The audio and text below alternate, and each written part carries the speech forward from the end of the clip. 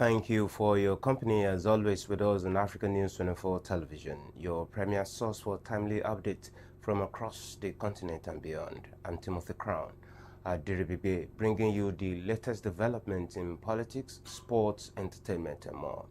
We begin in security as the Nigerian Air Force has neutralized more than 40 terrorists during coordinated air operations in parts of Borno State. The operations were carried out in the Azar and Musaram areas of the air component of Operation Adinkai, following credible intelligence and in close coordination with ground troops. This was disclosed in a statement by the NAF Director of Public Relations and Information, Air Commodore Ehime Ejodame. According to Ejodame, the first operation took place in the early hours of January the 16th, 2026, when NAF aircraft responded swiftly to a distress call from troops engaged with fleeing terrorists in Azar. He said surveillance revealed the terrorists attempting to regroup under nearby tree cover, prompting precise and repeated airstrikes that successfully neutralized several of them. Ejodame noted that post-strike assessments and feedback from ground forces, local authorities, and community sources confirmed a major reduction in terrorist activity in the area and a return of relative calm. He added that a day earlier, on January the 15th, NAV Air Assets carried out a separate air interdiction mission at Musaram in the Tumbuns area after intelligence reports indicated that terrorists were gathering in canoes to launch attacks along the Baga and Fish Dam axis. On arrival, the aircraft reportedly sighted about 10 canoes carrying over 40 suspected terrorists who were engaged in multiple passes, throwing their formation into disarray. Some of the fleeing elements were tracked and neutralized, while others regrouped at an assembly point were also targeted, effectively dismantling the terrorist concentration. Reacting to the development, the Chief of Air Staff, Air Marshal Sunday Aneke, reaffirmed the NAV's commitment to providing timely and decisive air support to ground forces. He said the operations highlighted the effectiveness of intelligence-driven air power and close coordination between air and ground troops in weakening terrorist activities. Aneke assured Nigerians that the armed forces would continue to sustain pressure on terrorists to restore peace and stability in affected regions. And in Lagos State, the police command has unveiled a new closed-circuit television CCTV surveillance center as part of efforts to strengthen security through technology-driven policing across Lagos Island and surrounding areas. The development was confirmed by the command spokesperson Abimbola Adebisi in a statement. According to Adebisi, the Lagos State Commissioner of Police, Olondare Jimoh, officially activated the surveillance center on Wednesday in Lagos. She explained that the modern digital facility was built and fully equipped by the federal government through the Ministry of Works under the supervision of the Minister, David Umahi.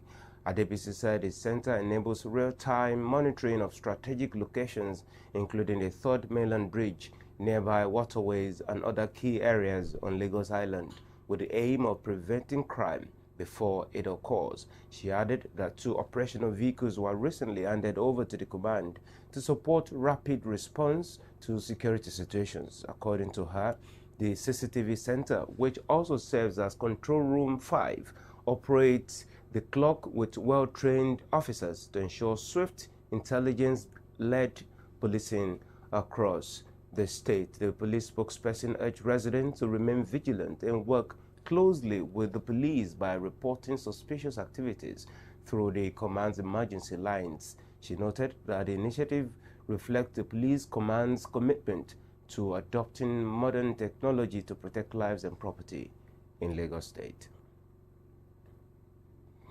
And to the environment, the Nigerian Meteorological Agency NiMet has predicted a mix of dust, haze, and sunshine across the country from today, Monday, the 19th, through Wednesday, January 21, 2026. The agency made this known in its latest weather outlook released on Sunday. According to NiMet, parts of Kebbi and Kano states will experience moderate dust haze on Monday, with horizontal visibility expected to range between 2 and 5 kilometers. Other northern states are forecast to have sunny but hazy conditions. In the central region, NiMet said moderate dust haze is anticipated over parts of the Federal Capital Territory and Niger State, while the rest of the region will experience sunny and hazy skies throughout the forecast period. For the southern part, the agency predicted mainly sunny skies with a few cloud patches. However, there are chances of afternoon or evening thunderstorms accompanied by light rainfall in parts of Bayelsa, Lagos, Cross River, and Akwa Ibom State. On Tuesday, NiMet forecast slight dust haze in parts of Kano and Kebbi states, while other northern states are expected to remain sunny and hazy. The central region is expected to experience sunny and hazy conditions with isolated thunderstorms possible in parts of Plateau state later in the day. In the southern state, sunny skies with cloud patches are expected with possible afternoon or evening thunderstorms and light rain in parts of Ogun, Ondo, Edo, Bayelsa, Rivers, Lagos, Cross River, and Akwa Ibom states. For Wednesday,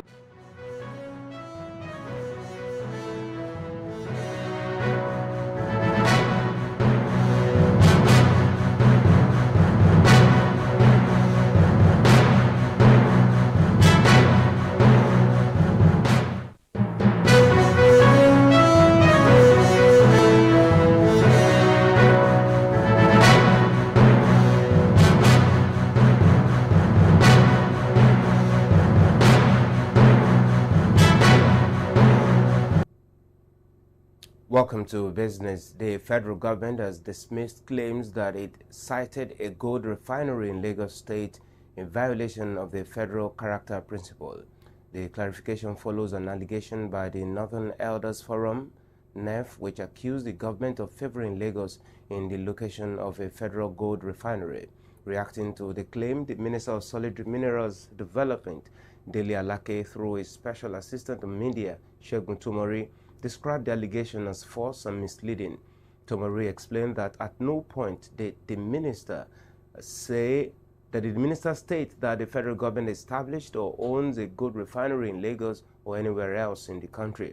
According to him, the minister only announced the planned inauguration of a privately owned gold refinery, while also noting that other refineries are being developed across different parts of the country by private investors. He clarified that the newly established refinery in Lagos is a project of Kian Smith, a fully private mining company aimed at boosting local gold processing through modern and innovative practices. Tumori further stated that the federal government does not dictate where private companies should locate their businesses, as such decisions are based on each company's operational and marketing strategies. He added that the Ministry of Solid Minerals Development has over the past 2 years focused on creating an enabling environment for private sector investment in the mining industry. According to him, the Lagos Gold Refinery and similar projects across the country reflect the success of recent reforms in the solid minerals sector. The ministry also reaffirmed its commitment to encouraging more mining firms to establish processing and manufacturing plants nationwide to strengthen Nigeria's economy. Tumori urged the Northern Elders Forum to support the effort of the president in building a more self-reliant and diversified economy for the benefit of all Nigerians. And on the foreign scene, at least 21 people have been confirmed dead following a devastating collision involving two high-speed trains in southern Spain. The accident occurred on Sunday near Adamuz in the province of Córdoba, about 360 kilometers south of Madrid. Reports indicate that one of the high-speed trains derailed and crashed into an oncoming train, forcing the second train off the tracks and down an embankment. The head of Andalusia's regional government, Juanma Moreno, confirmed today that 75 people were hospitalized, with at least 15 in serious condition.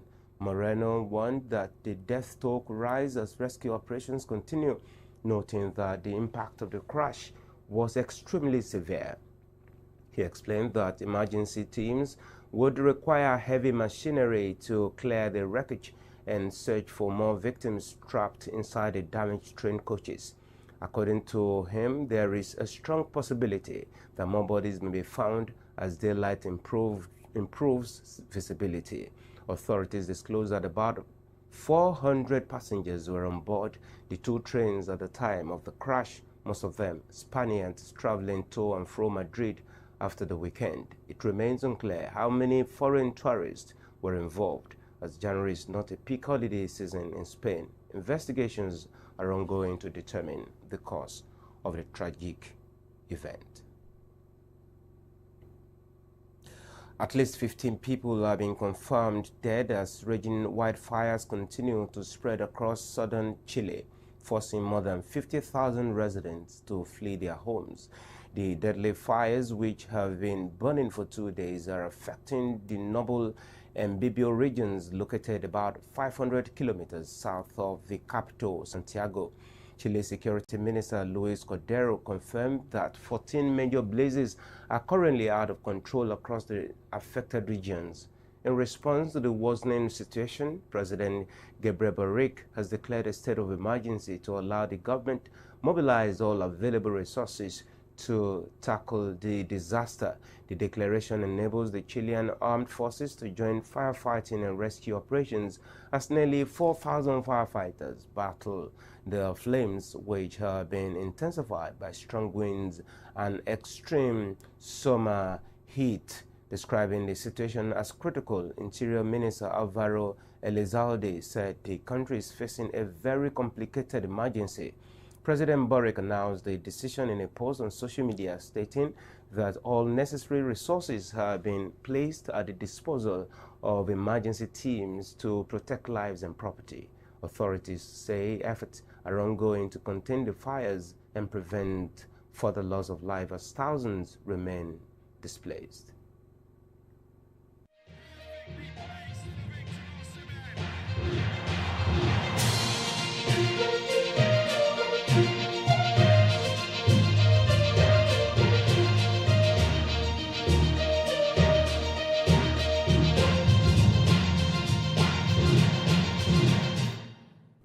Welcome to sport. Senegal has claimed their second African Cup of Nations title after edging host Morocco 1-0 in a dramatic final on Sunday. The match was decided 3 minutes into extra time when Pape Gaye unleashed a superb left-footed strike from the edge of the box, leaving the home crowd in Rabat stunned. Earlier in regulation time, Morocco missed a golden opportunity to win after a late penalty was awarded by VAR. Goalkeeper Edouard Mendy made a crucial save to deny Ibrahim Diaz. The final was closely contested, with Morocco chasing their first continental title in over 50 years and Senegal aiming to reclaim the crown. Senegal started strongly, controlling play and forcing Moroccan goalkeeper Yassine Bouno into sharp saves from Pape Gaye and Ilima Ndiaye. Morocco responded before halftime with Nayev Agad narrowly missing a dangerous cross from Abdusamad Ezzazzouli. After the break, the Atlas Lions pressed hard, but Ayoub El Kabi failed to convert a clear chance. Senegal threatened on the counter-attack and came close late in the 89th minute, with Burna producing a fine save to deny substitute Ibrahim Mbaye. Extra time proved decisive as Sadio Mane's clever pass released Pape Gaye, who calmly and powerfully beat Burna to secure victory for Senegal. The triumph cements Senegal's status among Africa's football elite, bringing home their second AFCON title. Tiano Barry scored a second-half winner as Everton ended Aston Villa's 11-game home winning streak with a 1-0 Premier League victory at Villa Park on Sunday. Barry's decisive strike not only secured a win for Everton, but also ensured Arsenal extended their lead at the top of the table, now 7 points clear of Villa. Aston Villa remained in third place with 43 points from 22 games, 7 behind leaders Arsenal, while Everton climbed to 10th on 32 points. Elsewhere in the league, Wolves managed a 0-0 draw with Newcastle United, snapping the Magpies' 3-match winning streak. Wolves have now gone unbeaten in 5 consecutive games, including 4 league matches for the first time this season. Looking ahead, 8th place Newcastle will host Aston Villa next Sunday, while Wolves, 14 points adrift of safety, travel to Manchester City a day earlier. And still talking about the AFCON result, the President Bola Tinubu has congratulated the Nigerian national football team, the Super Eagles, for securing the bronze medal at the 2025 African Cup of Nations in Morocco. The Super Eagles defeated 7-time AFCON champions Egypt in a thrilling penalty shootout on Saturday, following a regular time in which Nigeria dominated. In a statement issued by its spokesperson Bayo Onanuga, Tinubu commended the team for bouncing back from their semi-final loss to host Morocco earlier in the tournament. The president said the victory reflected the determination, resilience, and can-do spirit of Nigerian players, praising their ability to overcome disappointment and secure a medal for the nation. Despite their good run during the tournament, the Eagles lost the semi-final match to Morocco during the penalty shootout last Wednesday, and our people's hopes of winning the championship were dashed, Tinubu said. The president, however, said, our players remained undaunted and exhibiting the resilience of the Nigerian spirit. Their efforts have now paid off. We will all be proud of them as they receive their hard-earned bronze medal. In Morocco, the president goes on to thank the gallant Super Eagles. The bronze medal surely feels good like gold, the president concluded.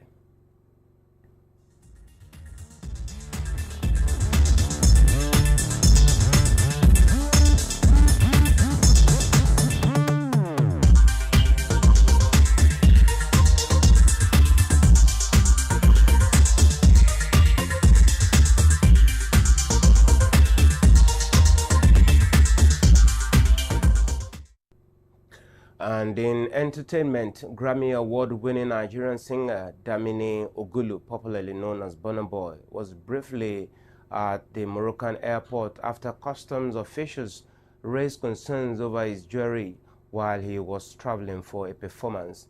The incident occurred as Burna Boy was on his way to headline the African Cup of Nations fan zone concert in Rabat, Morocco. The president of the Confederation of African Football, Patrice Motsepe, disclosed this during a recent press conference, explaining that the singer was stopped due to his heavy gold jewelry.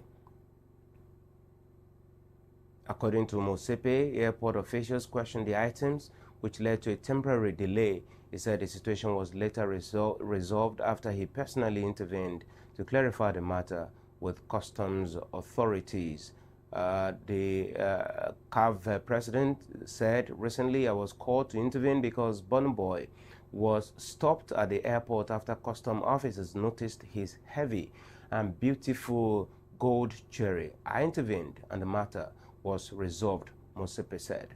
Following the resolution, Burna Boy proceeded to Rabat, where he successfully headlined the Total Energies AFCON Fan Zone concert on January the 16th. The concert also featured performances by Ghanaian star Stonebwoy alongside Moroccan artists Stormy and Jelan. The incident briefly sparked attention online, but did not affect Burna Boy's scheduled performance at the Continental Football event. And that will be all for now. You can follow us for more updates on these stories and others on our website at africanews24.ng. You can as well follow us on all our social media platforms to stay informed and ahead. I'm Timothy Crown, Aderibibe. Good morning.